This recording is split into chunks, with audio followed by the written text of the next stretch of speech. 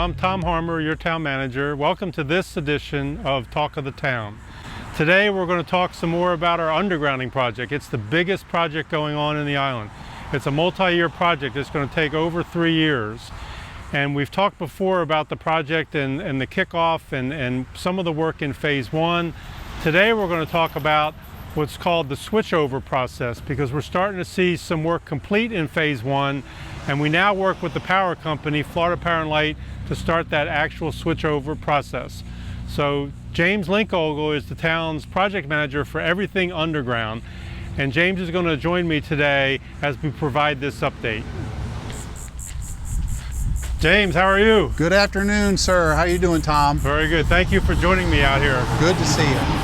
So I was mentioning that today we want to focus on the switchover process, and you can help explain what that is. Our contractor Wilco and the staff have been working diligently in phase 1. That's on the south end of the island. We're here across from the Country Club Shores area, and most of the work has now been completed in there, and we're starting to talk about switchover. So James, what is that? What are we talking about? Yes, sir. So the switchover process has already initiated by submittal to FP&L of what we call the field red line drawings on all of the design sheets as they've moved through the project, and subsequently developing what we call the final as-builts.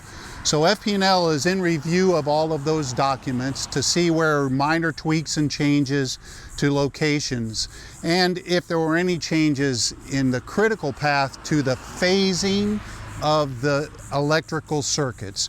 So on the overhead poles going down Gulf of Mexico Drive, we'll provide some shots later, but you have 3 major feeder conductors that are now all in the ground, and they come up into what we call Vista switches. This is a Vista switch right here, and this is where those conductors get energized, and then through capacitor banks like this over here, or a transformer like this piece of equipment here, which then converts the high voltage to the voltage that is used in the commercial or residential properties. Good. So one of the things that some people think that when you do all this and it's all in place, you just throw one switch and all the homes switch over automatically. And so, you know, as we know, that's really kind of an incremental process. We provided FP&L those as-built drawings so they can verify that. As I understand that, they're reviewing those now. When they're done, they're going to meet with staff, they'll be on site, but there'll still be some incremental rollout where they'll fire up, say, the Vista switch first and check some of those things before they go on to the next piece of equipment. Correct. And as these pieces of equipment get energized, there's different variety of testing levels that are conducted, as well as when they're installing the wires, they're checking the grounding and all of those aspects as well. So once that happens, yes, we will probably have a lot of the equipment energized in sequence, but you won't see that final transition to the residences and the home until we actually come out of these transformers and make the final conversions.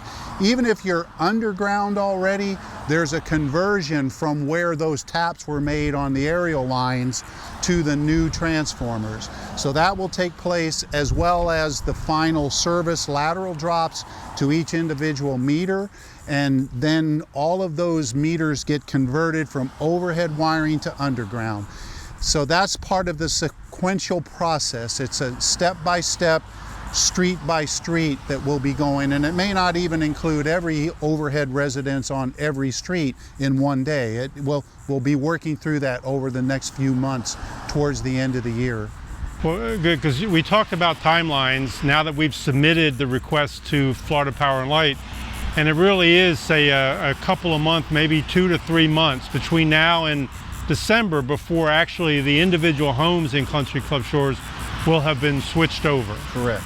Yeah. Correct. That's the goal right now.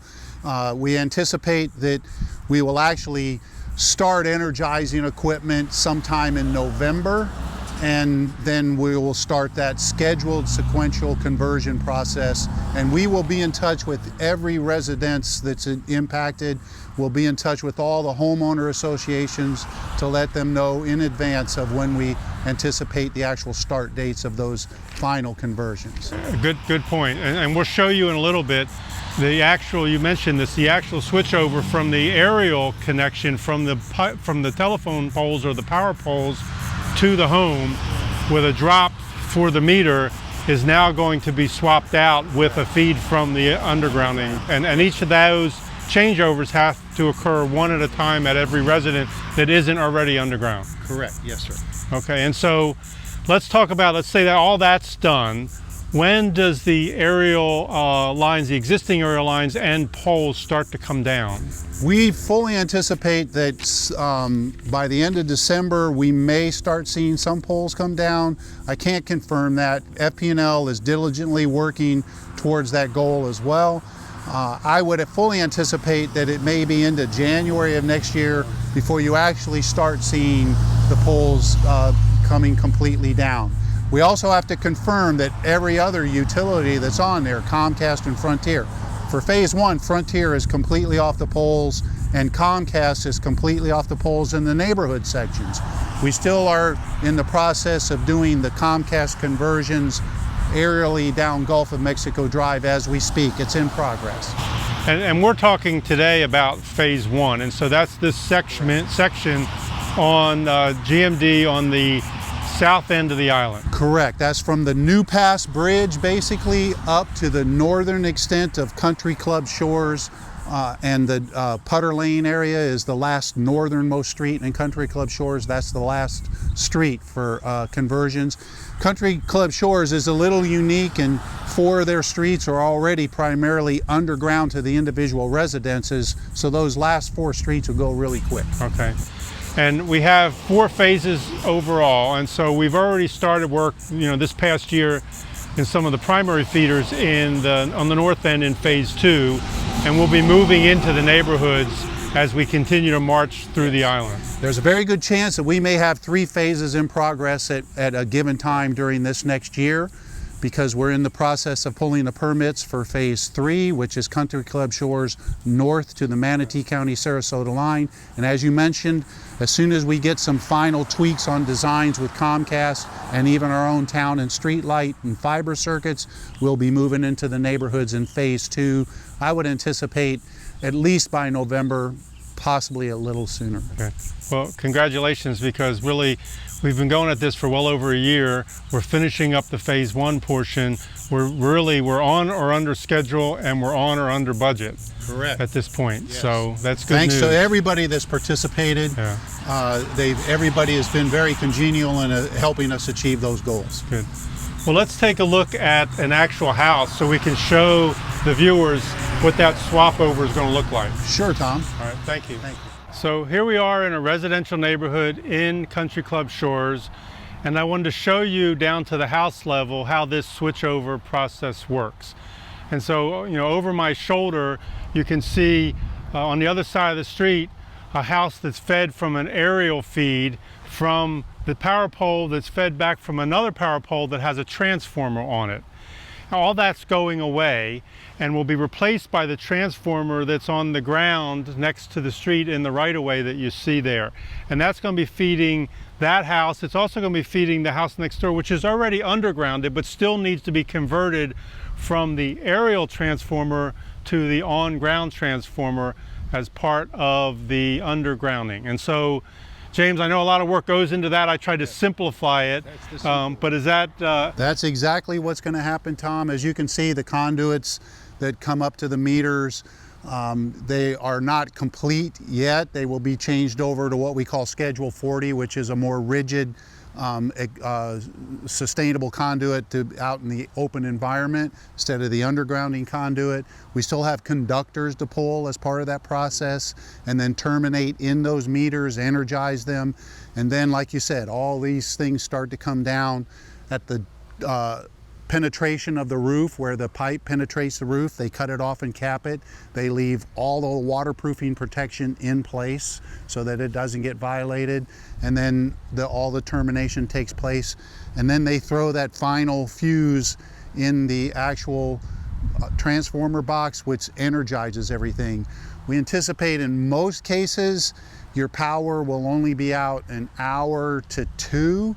Some cases, like the houses that are already underground, should be very quick. They may not even see an interruption in power because they can energize those conductors in parallel and just cut off the one that's going away off the pole and transition the power to the transformer. So yeah, that's it. But the goal is to get all of these wires and poles down. And I think it's important for the residents to understand this process is something the town does. So even working on their property to switch over the meter from aerial to underground is part of the assessment process and part of the project overall. And it's to me, it's amazing because our contractor was able to bore under the ground in the properties and come up right there at the meter. So it's been minimal disruption to the individual properties. That conduit is in place, and so once we get the order to go forward with FP&L, then the conduit will be run and the final placement of that conduit underneath the meter and the switchover will occur. As James said, there's a little bit of turn off and turn back on as part of the switchover, but we don't anticipate that to take a long time, and the staff's going to be communicating with each of the community associations and the residents on the timing of that, so they should know when to expect that. Correct. Yes, sir. So good. I just wanted you to kind of see the actual local to a home kind of transition.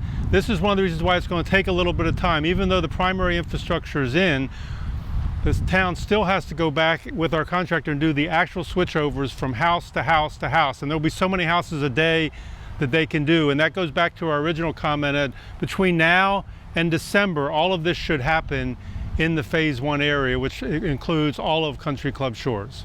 So James, thank you for joining me today, and thank you viewers for coming out and watching this episode to help learn more about our undergrounding project.